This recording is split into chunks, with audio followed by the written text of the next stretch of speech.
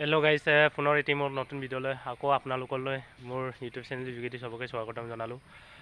আজি ফাইনেলি ভাল এটা আপোনালোকলৈ খবৰ এটা আনিছোঁ আৰু যিসকলে ফাৰ্ষ্ট টাইম মোৰ ভিডিঅ'টো চাইছে সেইসকলে লাইক কমেণ্ট শ্বেয়াৰ আৰু ছাবস্ক্ৰাইব কৰি ল'ব, অলপো নাপাহৰিব। আৰু গাইজ, আজি বতৰটো অলপ ভাল, সেইকাৰণে মই ভিডিঅ'টো আনিলোঁ আপোনালোকলৈ। আৰু আমাৰ ইয়াত বহুত দিন ধৰি বৰষুণ দি আছে আৰু আপোনালোকৰ জেগাত কিছুমান জেগাত বানপানী হৈ গৈছিলে, আপোনালোকে সেইদিনাখন চাইছে। এতিয়া চবৰ জেগাতে কমিছেগৈ চাগে।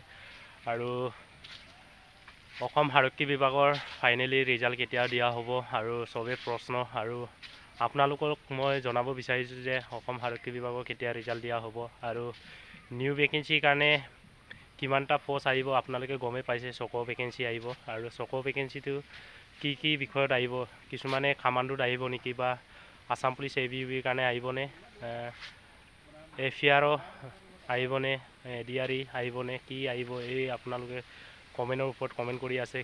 কোনটো বিভাগত বেছি অহাৰ চান্সটো বেছি আছে দাদা ক'বচোন বুলি। আমাৰ জনামতে অসম আৰক্ষী বিভাগৰ আছাম ফৰেষ্টৰ ভেকেঞ্চিটো আহিব বুলি মামাই আগতে ঘোষণা কৰা আছে, চকো ভেকেঞ্চি বুলি।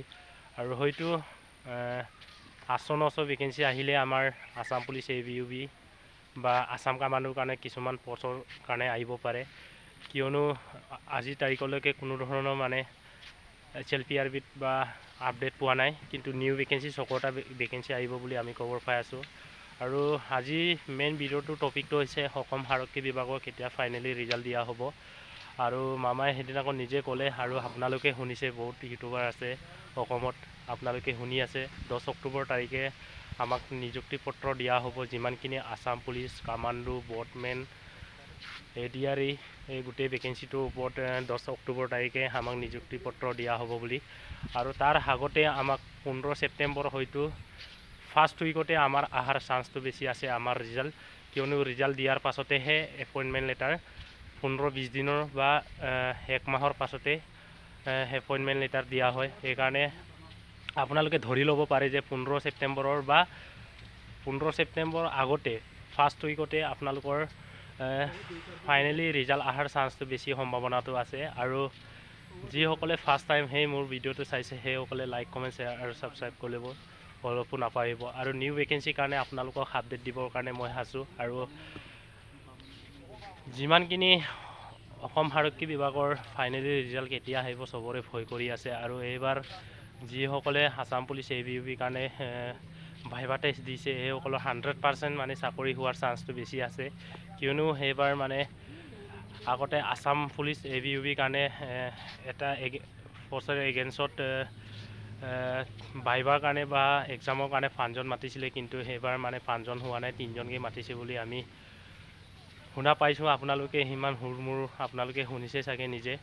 আৰু অসম আৰক্ষী বিভাগৰ 15 ছেপ্টেম্বৰলৈকে আপোনালোকে ৰিজাল্টটো ধৰি ল'ব পাৰে। আৰু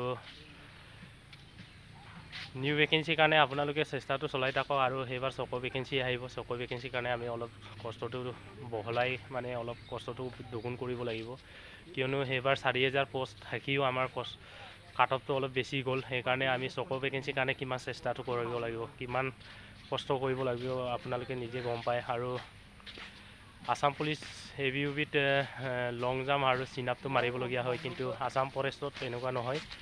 অকল আপোনালোকে লং জাম্প আৰু কিবা ৰানিং কৰিলেই হ'ল, ইমান মানে কষ্ট কৰিব নালাগে। যেনেকুৱা আমাৰ চিন আপ আছে আৰু কামাণ্ডোত 100 মিটাৰ আছে, এনেকুৱা মাৰিব নালাগে। আৰু বয়সটো এইবাৰ বঢ়াই দিছে, 35-40লৈকে বঢ়াই দিছে বুলি শুনা পাইছোঁ, কিন্তু HLPRBত আমাক কোনো ধৰণৰ আপডেট অহা নাই, সেইকাৰণে আমি বৰকৈ ক'ব পৰা নাই। আৰু 18 পৰা 40 বছৰ বয়সলৈকে বুলি আমি শুনি আছোঁ। যদি 40 বছৰলৈকে হয় তেতিয়া আমি কিছুমান BA পাছ কৰা ল'ৰাবিলাকো এই ভেকেঞ্চিটোৰ কাৰণে আমি এপ্লাই কৰিব পাৰিব।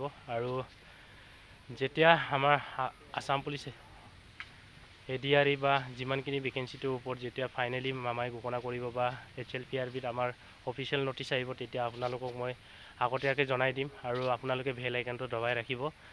আৰু সেয়াই আছিলে ভিডিঅ'টো। আৰু আপোনালোকে কোনটো টপিকৰ ওপৰত বেছিকৈ ভিডিঅ' বেছি ভাল পায় এই ওপৰত আপোনালোকে কমেণ্ট কৰিব, মই বনাবৰ কাৰণে আছোঁ। আৰু আপোনালোকক মেডিকেল টেষ্ট কেনেকৈ কৰা হয় এইদিনাখন মই ভিডিঅ'টো দিছোঁ। আৰু নিউ ভেকেঞ্চিৰ কাৰণে আপোনালোকে চেষ্টাটো চলাওক আৰু যিসকলে ভাইবা টেষ্ট দি থৈছে সেইসকলে এইবাৰ চাকৰিটো হওক। মই চবকে বেষ্ট অফ লাক জনালোঁ। আজিলৈকে সিমানেই ভিডিঅ'টো বনালোঁ। জয় হিন্দ, জয় ভাৰত।